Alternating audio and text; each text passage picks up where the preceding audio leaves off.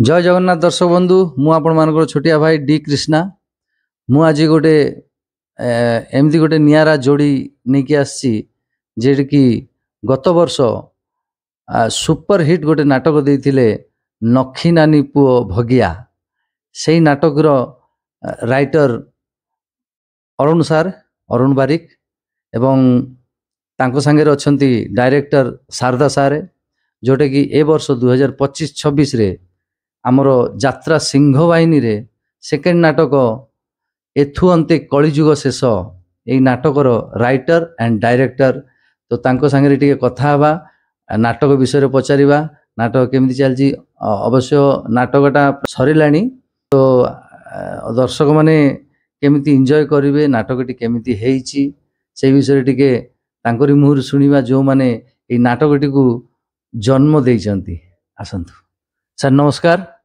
नमस्कार सर आपनकर परिचय देबे परिचय मु अरुण बारिक नाट्यकार निर्देशक ये आज्ञा मु एथुअंते कलिजुग शेष नाट्यकर निर्देशक शारदा समस्ते जानती ए नाटक मु गोटे गुरु दायित्व तुलाऊँगी निर्देशक दायित्व नाटक ना कौन एथुअंते कलिजुग शेष नाटक टी लिखिं मोर गुरु अरुण बारिक जे कि ओडिशार से आउ कहीं कही मत भी ये लगुचे परिचय देवा पड़ूँ परिचय देवा दरकार नहीं समस्ते जानते घरे घरे जानते बहुत नाटक ओडिशा रे लोक देखी आदृत होती लोक मान द्वारा एवं मुई 2 वर्ष है सार सांगे कम करुच्ची रंगमहल आर वर्ष गोटे कम करूँ धन मरी जीवित बिना यहाँ सार मोर द्वितीय नाटक सिंहवाहिनी आमर प्रथम भेटी नाटक फाइनाल पर्याय आसी पहुँची सारी जहाँ आमको साटिस्फैक्शन मिलूँ तथापि ऑडियंस हेले आमर भगवान देखा जाऊ केते दूर से मन छुँच तो नाटकटी तो आमे जा आमे स्टाफ मानू आमे जा शुणुचु जे एवं आमर एक किछि बाहर आमर क्षितिश भाई भी कहते जे अरुण सारंकर नाटक बहुत ही उच्च मानर नाटक थाए पारिवारिक एवं आमर कुन्ना भाई ब्रज नायक कुन्ना भाई सी भी कहते आज सकाଳେ देखा सी भी अरुण सारंकर बहुत प्रशंसा करते नाटक लेखारे बहुत प्रशंसा करते मु भी नाटक गीत गाई प्लेबैक गीत गाई मु भी जानी गीतर जो नाटकर स्टोरी रे पावर कौन थाए कौन फ्लेवर थाए गाँवली पारिवारिक एथिरे सी बेसी फोकस दियंती जोटा कि ऑडियंस माने बेसी भल पाती कहीं यात्रा को आसंती आमर परिवार नहीं कि आसंती यात्रा को देखिया को आसंती माँ भौणी सारा परिवार आसंती देखिया को तो से परिवार को नहीं स्टोरी करंती विशेषकर तांकर फोकस थाए आमर एई नाटकटी को एथुअंते कलिजुग शेष एई नाटक भी सेमती परिवार उपरे हेइची टिके से नाटक विषय रे टिके पचारिबा कौन कौन से मसला अच्छी ये नाटक जो एथुअंते कलिजुग शेष ये कला स्थापत्यर कथाटे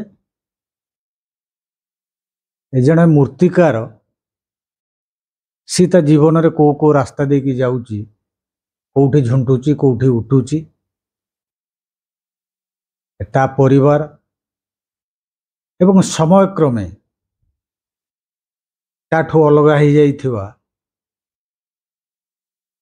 तार गोटे दुष्ट पुओ एवं झियो यही को लेकिन कहानी गतिशील तेणु बिंदुटा हूँ से जो मूर्ति कथा हाथुड़ी निहाणर कथाटा या भितर अच्छी मु आशावादी निहाती लोक भल लगे आउ जो तमें कहूल जो गाँ कथा गाँव फ्लेवर था गाँ तो माँ भाया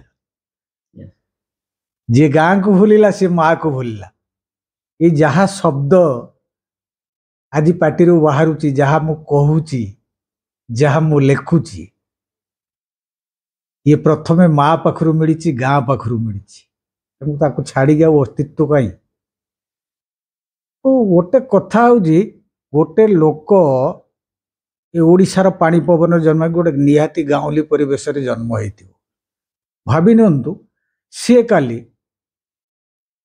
ତାର ଯେଉଁ ପ୍ରଫେସନାଲ ଲାଇଫରେ ସେ ଅଲଗା ଜାଗାକୁ ସ୍ଥାନାନ୍ତରିତ ହେଇଯାଉଛି, ଦିଲ୍ଲୀ ବମ୍ବେ ୟା ବାହାର। ସେଠି ହଠାତ୍ ଦିନେ କେହି ଗୋଟେ ଓଡ଼ିଶାର ଭାଇଟେ ଦେଖା ହେଉଛି ଏବଂ ସେ ମନେ ପକାଉଛି, ଭାଇ ତ ବୋଉ ଦେଖା ହେଇଥିଲା, ସେଇ ବଡ଼ି ଚୁରା ଇଏ ଦେବ ବୋଲି କହୁଥିଲା, ମୁଁ କିନ୍ତୁ ଆଣିଲିନି। ତମ ଘରେ ଆମେ ଯାଇଥିଲୁ ସେଦିନ ତ ବୋଉ ବଡ଼ି ଚୁରିଲା, ଶାଗ ଭାଜିଲା, ପଖାଳ ଆଣିକି ଦେଲା। ଭାରି ପଖାଳ, ବାସି ପଖାଳ ବହୁତ ବାସୁଥିଲା। ଏ ହଠାତ୍ ସେ ଆମେରିକାରେ ଥିବା ଛୁଆଟା ହଠାତ୍ ତା ଗାଁକୁ ଫେରିବ, ତା ମାନସିକ ସ୍ତରରେ ସେ ପାଗଳ ହେଇଯିବ। ତେଣୁ ଯେଉଁ ଛାତି, ଏଠି ଆପଣ ଦେଖନ୍ତୁ ରଜ, ଓଡ଼ିଶା ଲୋକ ରଜ ଜାଣନ୍ତି, ଅଷ୍ଟମୀ ଜାଣନ୍ତି। ରଜ କହିଲେ ହଁ ସଜବାଜ ହବା, ପିଠାପଣା ଖାଇବା, ବାଗୁଡ଼ି ଖେଳିବା। ଓଡ଼ିଶାର ଏଇ ଯେଉଁ ରଜ କଥା ଓଡ଼ିଆ ମାନଙ୍କର ଶିରା ପ୍ରଶିରାରେ ମିଶିକି ଅଛି। ଅଷ୍ଟମୀ, ପ୍ରଥମାଷ୍ଟମୀ, ପଡ଼ୁଆ ହେବା, ନୂଆ ପ୍ୟାଣ୍ଟ ସାର୍ଟ ପିନ୍ଧିବା, ମାମୁଁ ଘରୁ ଡ୍ରେସ୍ ଆସିବ, ଏଣ୍ଡୁରି ପିଠା ଖାଇବା, ଏଇ ଯେଉଁ କଥା ଇଏ ଓଡ଼ିଆଙ୍କ ଭିତରେ ଅଛି। ଭାଲେଣ୍ଟାଇନ୍ ଡେ କେତେ ଓଡ଼ିଆଙ୍କ ଭିତରେ ଅଛି, ଏଟା ଜୋର ଜବରଦସ୍ତ କଥାଟେ। ତେଣୁ ରଜକୁ କିଏ ଭୁଲିବ ନା ପ୍ରଥମାଷ୍ଟମୀ କିଏ ଭୁଲିବ? ସେମିତିଆ କଥା। ନା ଗାଁକୁ କିଏ ଭୁଲିବ ନା ମାଆକୁ କିଏ ଭୁଲିବ, ସେ ଆମେରିକାରେ ଥାଉ କି ଇଂଲଣ୍ଡରେ ଥାଉ। ଏକାଥରେ ଠକ୍ ପୁଣି ସେ ମୁହଁ ବୁଲେଇବ ଗାଁ ଆଡ଼କୁ, ତା ଗାଁ ମନେ ପଡ଼ିବ, ତା ମା ମନେ ପଡ଼ିବ। ତ ସାର୍, ଦର୍ଶକ ମାନେ ଏଇ ନାଟକରେ କଣ କଣ ପାଇବେ, କେତେ ଭଲ ଜିନିଷ ପାଇବେ, କଣ କଣ ଟିକେ ଦର୍ଶକ ମାନଙ୍କୁ? ନାଇଁ, ଦର୍ଶକ ସର୍ବୋପରି ଇଏ କଥା ତ ଦର୍ଶକ ମାନଙ୍କ ପାଇଁ ଯେ କାହା ପାଟିକି କଣ ଭଲ ଲାଗିବ। ଯେମିତି ରାନ୍ଧୁଣିଟେ ଜାଣିପାରେ ଇଏ ଯେଉଁ ତରକାରୀ ଏଇଆ ପକେଇଲେ ତା ପାଟିକି ଭଲ ଲାଗିବ, ସେମିତି ଯେମିତି ରାନ୍ଧୁଣିଟା ଜାଣିପାରେ କାହା ପାଟିକି କଣ ଭଲ ଲାଗିବ, ସେମିତି ନାଟ୍ୟକାରଟେ, ନିର୍ଦ୍ଦେଶକଟେ ସେ ଜାଣିପାରେ ଆ କାନକୁ କଣ ଭଲ ଲାଗିବ, ଆ ଆଖିକୁ କଣ ଭଲ ଲାଗିବ। ତେଣୁ ସେଇ କଥାକୁ ନେଇକି ସେମାନେ ପ୍ରସ୍ତୁତି କରିଥାନ୍ତି। ଏମିତି ବି ବେଳେବେଳେ ହୁଏ, ବହୁତ ଯତ୍ନବାନ ହେବା ସତ୍ତ୍ୱେ ବି କେଉଁଠି କେଉଁଠି ଭୁଲ ଭାଲ ରହିଯାଏ। ଆଉ ମଣିଷ ଯେତେ ଆଶାବାଦୀ ଥାଏ, ନାଟ୍ୟକାର ନିର୍ଦ୍ଦେଶକ ବିଶେଷତଃ ସେତିକି ସଫଳତା ପାଏନି। ଏମିତି ବେଳେବେଳେ ହୁଏ। କିନ୍ତୁ ରୁଚିକି ନେଇକି ନାଟକ ତିଆରି କରିଯାଏ। ଇଏ ଦର୍ଶକଙ୍କ ରୁଚିକୁ ନେଇକି ତିଆରି ହେଇଥିବା ନାଟକଟିଏ। ମୁଁ 100% ଆଶାବାଦୀ ଏ ନାଟକ ଦର୍ଶକମାନଙ୍କୁ ଭଲ ଲାଗିବ, ନିହାତି ଭଲ ଲାଗିବ। ଆଉ ତ କହିଛି ଏ ନାଟକ ଭିତରେ ତାର ଅନଲାଇନ୍ର କଥା ହେଉଛି ଗୋଟେ ଦୁଷ୍ଟ ପୁଅ ଆଉ ହାତୁଡ଼ି ନିହାଣର ଗପ, କଳା ସ୍ଥାପତ୍ୟର ଗପ। କେଉଁ କେଉଁ ପରିସ୍ଥିତିରେ ଏମିତି କଳାକାରଟା ମୂର୍ତ୍ତିକି ଭଲ ପାଉଥିବା ମଣିଷଟେ, ଯାହାର ନ୍ୟାସନାଲ ଲେବୁଲରେ ପରିଚୟ ଅଛି, ସେ ହଠାତ୍ ଏମିତି ହେଉଛି, ଗୋଟେ ତାକୁ ତ୍ୟାଗ ତପସ୍ୟାର କଥା ତା ଜୀବନରେ ଆସୁଛି, ସେ ଏମିତି ଗୋଟେ ଦ୍ୱନ୍ଦ୍ୱରେ ଜୀବନ ମୋଡ଼ରେ ଠିଆ ହେଉଛି, ତା ହାତ ଦୁଇଟା ଦେଇ ଦେଉଛି। ଆଉ ମୂର୍ତ୍ତିକାର ହାତ ଯିବା ପରେ ଆଉ ସେ କଣ, ସେ ଅଦରକାରୀ, ସେ ଅଚଳ। ହାତୁଡ଼ି ନିହାଣ ଆଉ ଧରି ପାରିବ? ହାତୁଡ଼ି ନିହାଣ ସେ ଆଉ ଧରିପାରୁନି। ଆମର ଯେଉଁ ଯେତେବେଳେ ଯୋଉ ନାଟକର ଗୀତ କମ୍ପୋଜ ହଉଥିଲା, ମୁଁ ତ ନାଟକ ସେତେବେଳେ ଦେଖିନଥିଲି, ଜାଣିନଥିଲି ଷ୍ଟୋରି କଣ। ମିହିର ସାର୍ ଆସିଥିଲେ, ଅରୁଣ ସାର୍ ବସିଥିଲେ, ତ ଲେଖା ଥିଲା ଗୋଟେ ଲାଇନରେ, କାହିଁ ଗଲା ହଁ, କାହିଁ ଗଲା ସେ ତାରିଖ, ହାତୁଡ଼ି ନିହାଣ ଗପ। ମୁଁ ଭାବିଲି ହାତୁଡ଼ି ନିହାଣ କଣ ଆସିଛି। ତ ପରେ ଦେଖିଲି ନାଟକ ଯେତେବେଳେ ବିଜିଏମ ହେଲା, ବ୍ୟାକଗ୍ରାଉଣ୍ଡ ମ୍ୟୁଜିକ ଯେତେବେଳେ ନାଟକ ସାଙ୍ଗରେ ପଞ୍ଚ ହେଲା, ଗୀତଟି ଯେତେବେଳେ ଷ୍ଟୋରି ସାଙ୍ଗରେ ମିଶିଲା, ତାପରେ ମୁଁ ଜାଣିଲି ଓହୋ ଆଚ୍ଛା ଚାଲ ହାତୁଡ଼ି ନିହାଣ ଗପ ଏଇଠି ରହିଛି। ଆଉ ଆଚ୍ଛା, ଆଉ ଗୋଟେ ଛୋଟିଆ କଥା ପଚାରିବି। ବର୍ତ୍ତମାନ ଯେଉଁ କଣ୍ଟ୍ରୋଭର୍ସି ଚାଲିଛି, ଯେଉଁ ଆମର ଡାଇରେକ୍ଟର ରାଇଟର ଯେଉଁ ମାଷ୍ଟର ମାନଙ୍କର, ସେ ବିଷୟରେ କିଛି କଣ କିଛି କହିପାରିବେ? ମାଷ୍ଟର ମାନଙ୍କର କିଛି ତ କଣ୍ଟ୍ରୋଭର୍ସି ଚାଲିଛି। କଣ ଆମର ହର ସାରଙ୍କର କଣ ଗୋଟେ ଏମିତି ଚାଲିଛି, ଯେ କରୁନାହାନ୍ତି ନା ଛାଡୁନାହାନ୍ତି, ଏମିତି ଗୋଟେ କଣ ମଝିରେ କେହି କରିବେନି ନାଟକ ମାଷ୍ଟର ମାନେ, ଏମିତି ସବୁ ଯେଉଁ ବାହାରିଥିଲା, ସେ ବିଷୟରେ କିଛି? ସିଏ କଥା ହେଉଛି, ମୁଁ ତ ଏଇ ନାଟକ ଲେଖା ଭିତରେ, ନାଟକ କରିବା ଭିତରେ ଏତେ ବ୍ୟସ୍ତ ଯେ ଗୁଡ଼ାଏ ଖବର ରଖିନି, ପ୍ରଥମ କଥା। ଦ୍ୱିତୀୟ କଥା ହେଉଛି, ଗୋଟେ ଯାତ୍ରାରେ ଆମର ତାରିଖ ଥାଏ। ହରବାବୁଙ୍କ କ୍ଷେତ୍ରରେ କଣ ଘଟିଛି ମୁଁ କହିପାରିବିନି, ତଥାପି ମୁଁ ଯେତିକି ଲାଗୁଛି, ଯାହା ଶୁଣିଛି, ତାରିଖ ଥାଏ। ପ୍ରଥମ first date, second date, third date.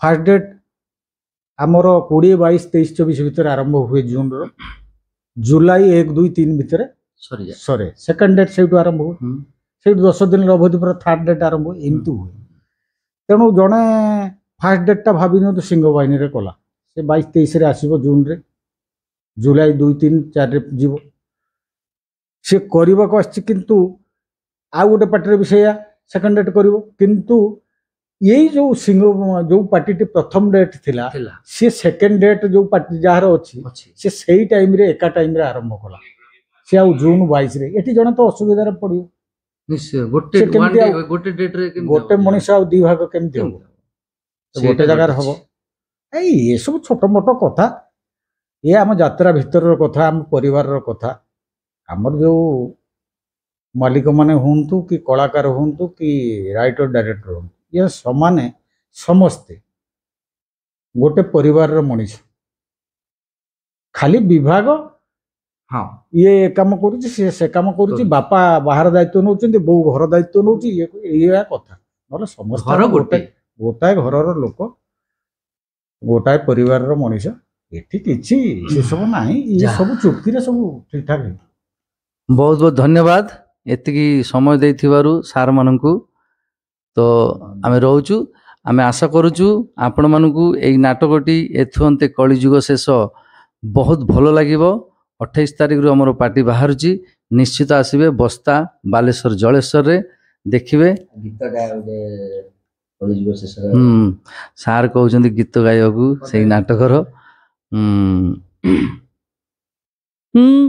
एते पाप देखी बुझी हे जाए आखी किए से कहब को पुण्य अछि बाकी से पारीर सुख पखी कहिलाणी डाकी हाकी बाकी अछि जमा 4 मास एतु अंते कली जुग शेष एतु अंते कली जुग शेष बहुत बहुत धन्यवाद रही जय जगन्नाथ।